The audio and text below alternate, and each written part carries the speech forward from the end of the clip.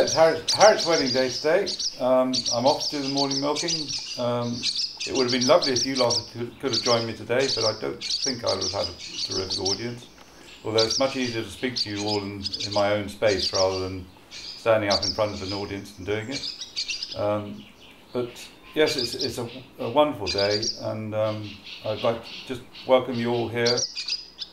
I'm at my best early in the morning, and I'd rather talk to you all about Harriet and my milking parlour. But if I invited you all to my milking parlour at 6:30 in the morning, I don't think I would have seen very many of you. So I've made a short film.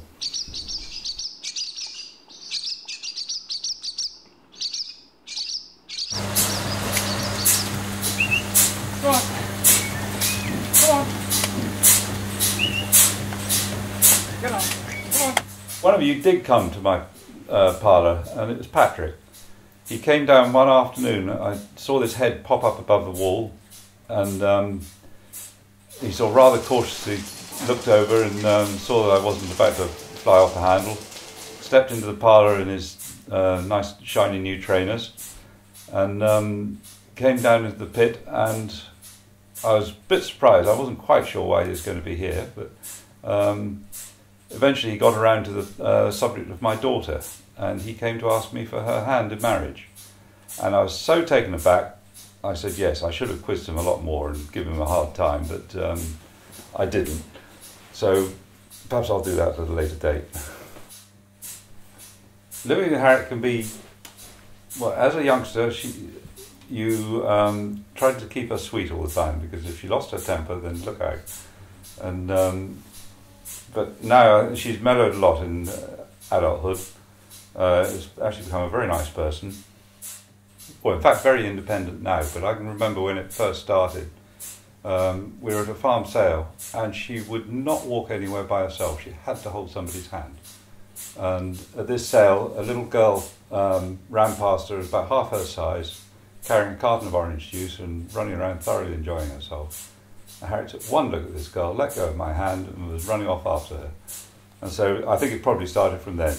Well, I wouldn't say Harriet is the noisiest, but when all of the children are together, the noise levels are phenomenal. But the one that will talk the most is probably Jack, and he will carry on arguing, usually with Harriet, and they both get quite loud when they're arguing. Edward is a little bit quieter, but again will tease. Well, the boys, when they get together, will tease unmercifully, which really winds Harriet up. And Emma is all for a quiet life. You know, when all the kids get together, as I say, the noise in the house really increases. I think they have to re-establish their pecking order with, of course, Harriet at the top of the tree, and everybody, as long as everybody does as she says, that's fine. If it's a choice between animals and vegetables, I think Harriet's first choice would be a nice vegetable patch, and then probably a nice little terrier to keep her company when she's doing the weeding. Well, Harriet's traits, she's very artistic, very creative, she's determined, and if she sets her mind on something, she'll probably achieve it. And she will be, well, she's got a very loving nature, very nurturing nature, and that'll take her a long way in life, I think. What Harriet gets from my side of the family is probably her hoarding and untidiness. Her grandmother is a terrific hoarder. I'm very untidy, and I never throw anything away either. I think on Alice's side, Harriet probably gets her love of gardening, her musical abilities, and certainly her artistic abilities. Because the artist runs right down on Alice's side of the family.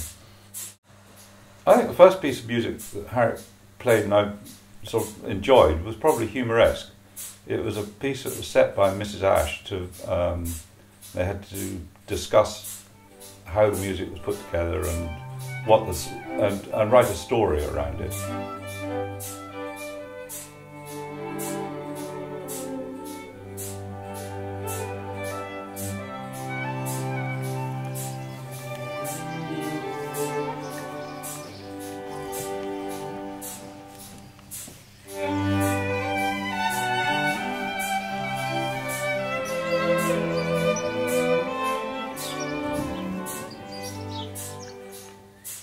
she's away, what I really miss was her snacks and a chance to have a drink and a chat. I know I usually go to sleep in a chair, but it's she's very good at sort of producing snacks and, I hate to say it, but quite edible vegetarian dishes as well. Well, Harriet's early life with puzzles puzzles to Harriet were, they're a real anathema. She could not do them. She would completely lose patience with them and so throw them across the room. And then I thought this was just going to go on for the rest of her life, but she actually phoned me up a year ago or so when Patrick had a go about the amount of shoes she had, and she said she'd just been to IKEA and bought a shoe rack that she'd actually assembled by herself. And I think if anybody can assemble an IKEA item of furniture, they must be half brilliant.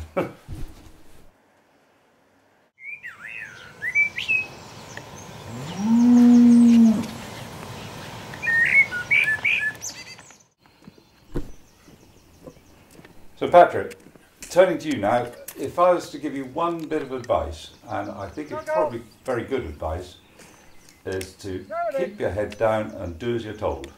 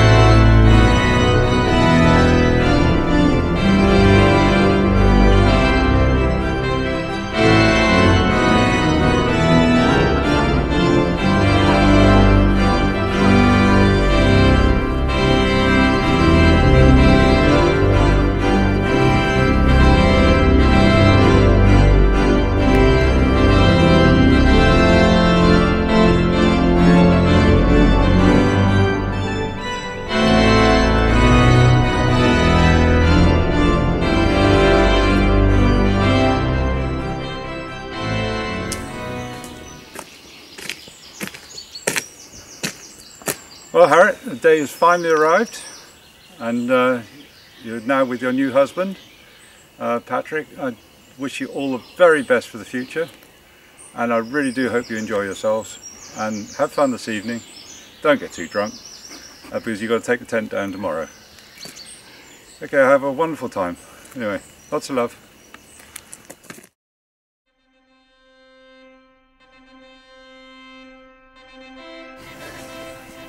Okay.